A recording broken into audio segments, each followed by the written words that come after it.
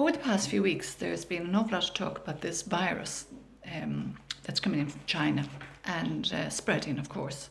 And it's sending fear into the hearts of the majority of people. But not all of us are driven by fear. You know, people who are driven by fear are more reactive to situations.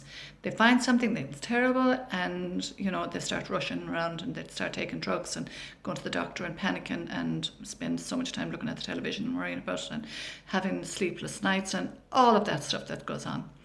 And, you know, it sends confusion, you know. But we've had flu. Flu has been around since the day dot. And over my years of nursing, I have seen, you know, all of this pneumonia and colds and bronchitis and all of that sort of thing, everything. And, you know, every time someone comes in, they say, oh, yeah, you've got a bacteria, so we're going to give you antibiotics.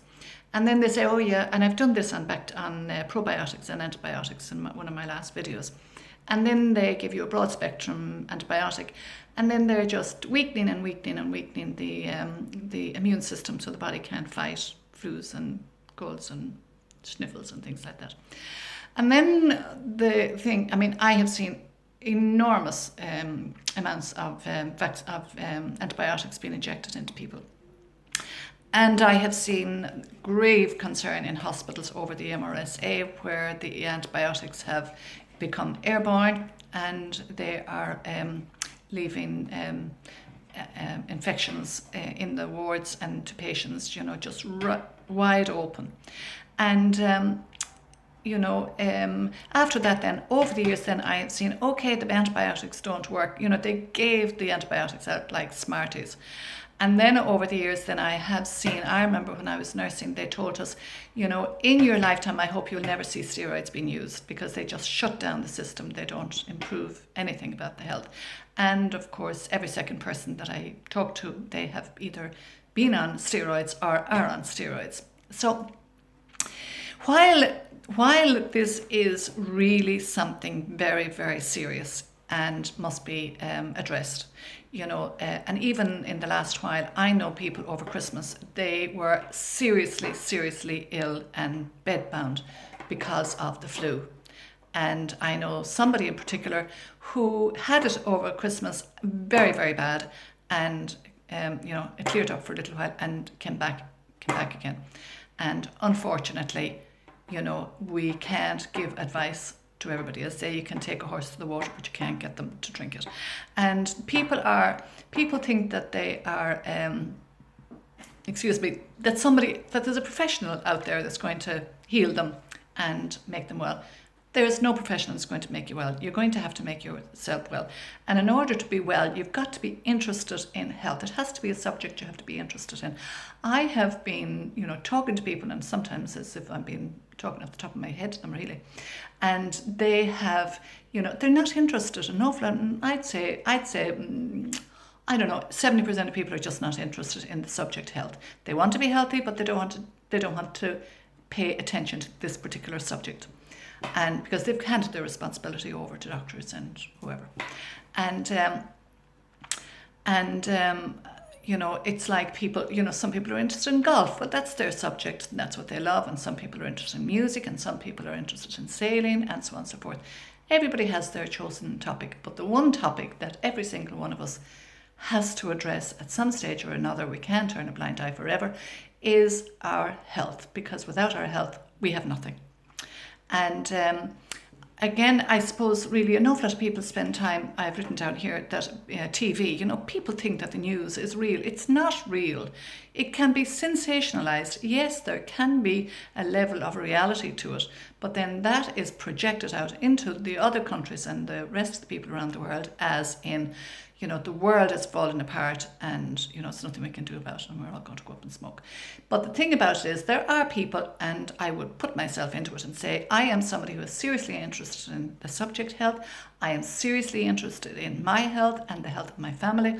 Although, again, I can have parts of the family who look at me and, you know, when I'm saying take your minerals or take your probiotics, and they look at me as if to say, you know, oh, okay, and then they take it. But, you know, when a crisis comes up, they realise that when they're not affected by the crisis, that obviously something has helped them. And I know my sister-in-law recently, she lives a very stressful life, very busy, stressful. She's a marvellous woman. She's got a business, running a business.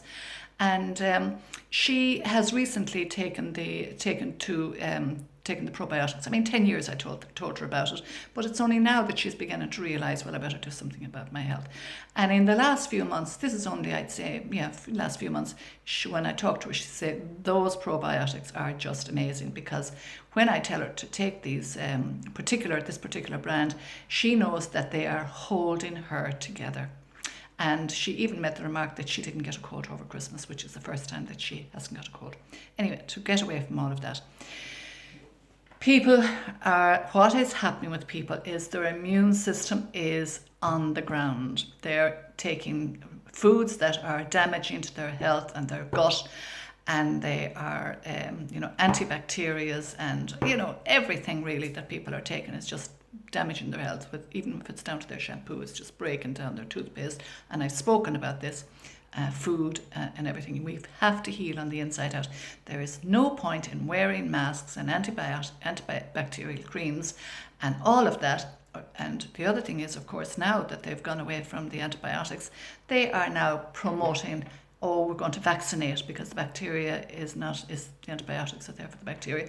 Now we've got viruses, We've had the bird flu, we've had the swine flu, we've had the avian flu, we've had crisis after crisis after crisis, and they keep throwing them up and throwing them up and throwing them up. Sure, this is another one, but pay attention, because we do not have to be reactive, we can be proactive. And as you all know, proactive is what we've been doing in our house, and do it every day. I mean, we're not perfect, we fall down every now and again, but majority of the time we are taking responsibility for our health.